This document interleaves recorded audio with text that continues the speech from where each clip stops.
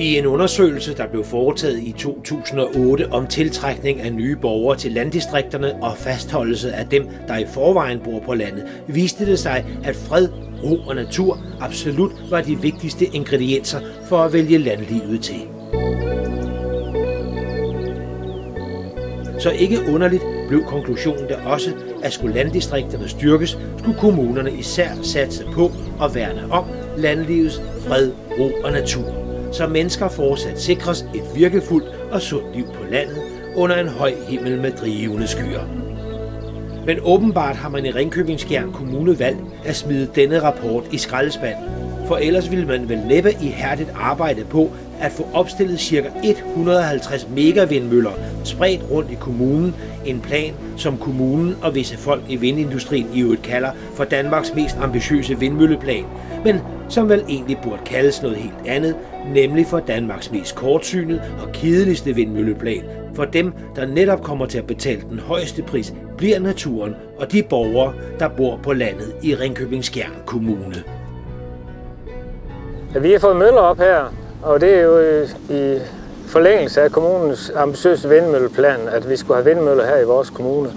Og det har vi også accepteret som sådan, at vi skulle tage vores del af de senere. Men vi har ønsket, at vi kun kunne få 3-5 møller herude, så langt væk fra nærmest naboer som overhovedet muligt.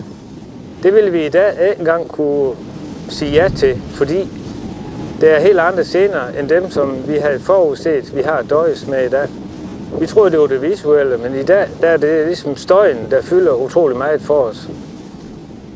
Og de visuelle gener i samklang med støj fra de 8 135 meter høje mastodonter er der også skyld i, at denne landejendom på Tandholmvej i Bindesbøl nu står mere eller mindre forladt. For dens ejer, Johan og Michael, har nemlig indset, at en fremtid på deres nu forhenværende idylliske plet er og bliver en saga blot. For udover at de ikke længere føler sig velkommen i egen have med dens mange sol- og hyggekroge, som der også siden møllerne blev opstillet har stået ubenyttet hen, så er de også generet indendørs af skyggekast og refleksioner i vinduer og døre. Noget som de i øvrigt har forsøgt at begrænse ved eksempelvis at dække vinduer til. Desuden er den møllestøj, der finder vej ind i huset, også forstyrrende for nattesøvnen. For underligt nok må vindmøller støje mere end andre tekniske anlæg. For mens al anden industri i weekender og om natten maksimalt må støje med 35 decibel, må vindmøller støje op til 44 decibel, hvilket faktisk er lig med en fordobling af støjniveauet. Så alt i alt har dette kedelige møde med en utidsvarende lovgivning og en ugennemtænkt vindmølleplan ført til, at Johan og Michael fraflytter Ringkøbing-Skjern Kommune i samme sekund, deres nyindkøbte bolig i det østjyske er indflytningsklar.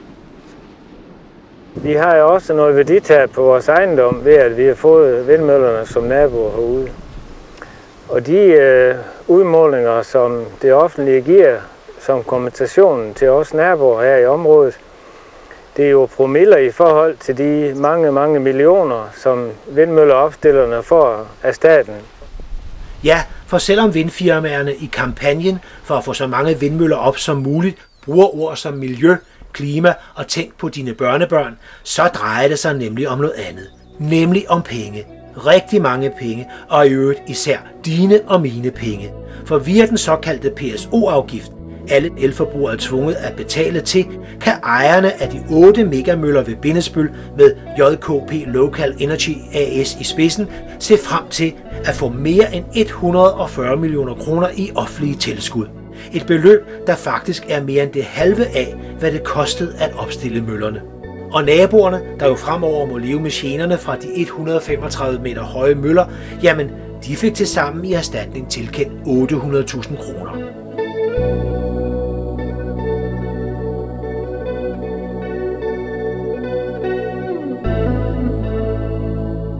Men PSO, hvad er det? PSO-ordningen.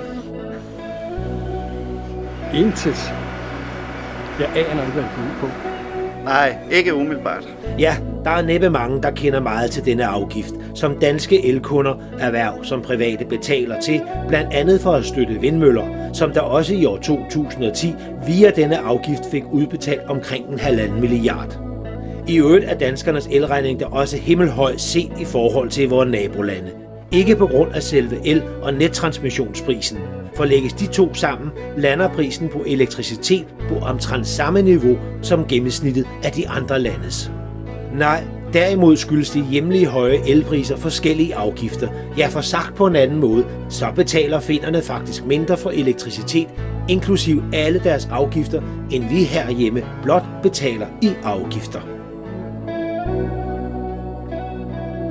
Men tilbage til megamøllerne ved Bindesbøl, der desværre også er et kedeligt eksempel på det dobbeltspil, som Ringkøbing Skjern Kommune spiller, for mens man på hjemmesiden Flyt mod vest roser det rolige og fredelige liv på landet, står der ikke et ord om, at man samtidig arbejder på at få opstillet omkring 150 megamøller rundt om i kommunen. Derimod gør man på hjemmesiden en del ud af at fortælle om områdets pragtfulde naturværdier, såsom Lønborg Hede. Lønborg Hede, der er et af vores få tilbageværende større hedearealer herhjemme, siges at aldrig været under plov.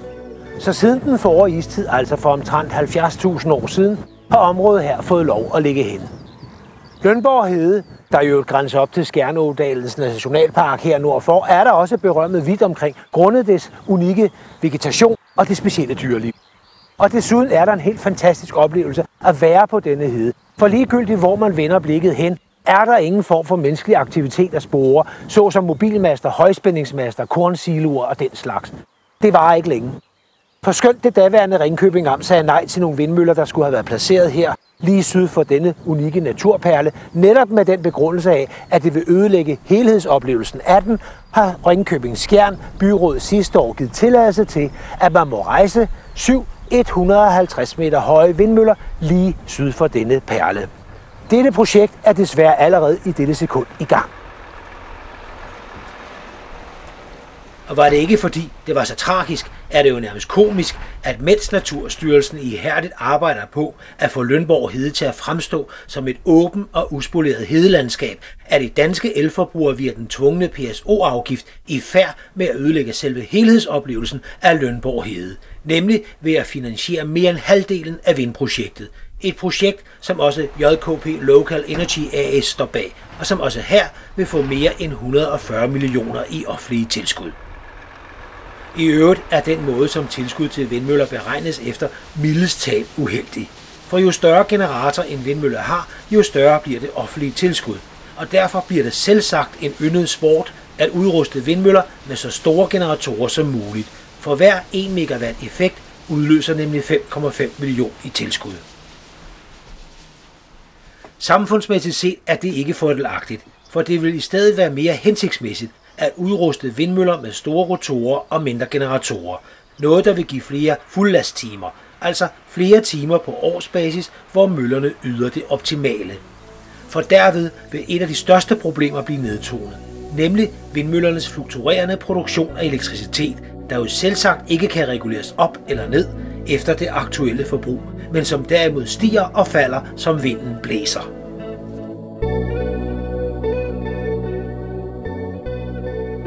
Og netop de voldsomme udsving i elproduktionen, fra et rundt 0 til en produktion, der pludselig langt overstiger forbruget, rummer også store og bekostelige udfordringer at få indpasset i elnettet. Så jo flere stabile fuldlasttimer en vindmølle på årsbasis kan yde, jo bedre. Og man skal såmænd ikke bevæge sig langt væk fra de 3 megawatt store Bindesbølmøller for at se et eksempel på, at en mindre generator og en stor rotor giver en mere jævn elproduktion. For ved Brejning står der 4 vindmøller med 1,8 megawatt generatorer, og de møller producerer stort set det samme antal kilowattimer om året, som 3 megawatt møllerne ved Bindesbøl gør. For mens møllerne ved Bindesbøl kun har en faktisk elproduktion på omkring 30%, så ligger den faktiske produktion for Brejningmøllerne på omkring de 50%. Altså kort og godt, mens en vindmølle, der samfundsmæssigt set er mere optimal, får et offentligt tilskud på 9,9 millioner, så får en vindmølle, der ikke er det, et tilskud på 16,5. Men at det er en økonomisk fidus for vindmølleejerne at satse på møller med så store generatorer som muligt, lægger vindindustrien ikke skjul på. For ved et vindtræf i september 2010 fremlagde de nemlig sort på hvidt, at selvom det samfundsmæssigt set er uklogt, er det økonomisk attraktivt for vindfirmaerne at satse på vindmøller med store generatorer.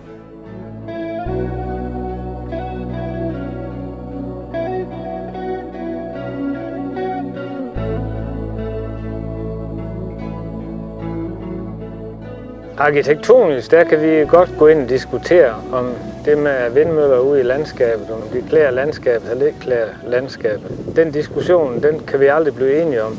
Men en ting er, at vi i hvert fald har erfaret herude, at der er nogle varige gener, og det er det støjmæssige, som påvirker os både fysisk og psykisk.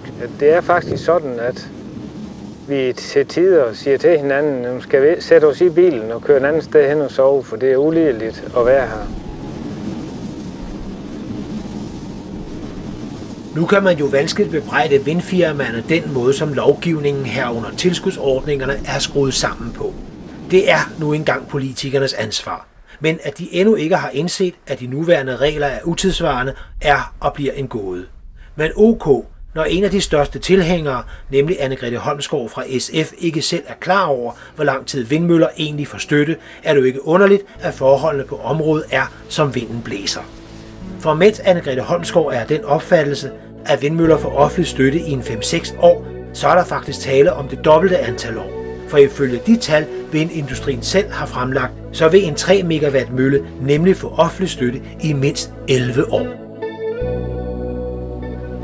Det er nogle lovkrav, som skal være overholdt, når man stiller vindmøller op. Og afstandskravet, det hedder sig, at det skal være 4 gange vindmøllehøjde fra nærmeste nabo. Og det er gjort for, at det skal minimere de gener, som naboerne bliver pålagt ved at få møller som naboer. Erfaringen herude hos os siger, at de afstandskrav, de er gode nok, de skal være betydeligt højere, hvis at det skal have nogen virkning i forhold til de gener, som vi bliver pålagt.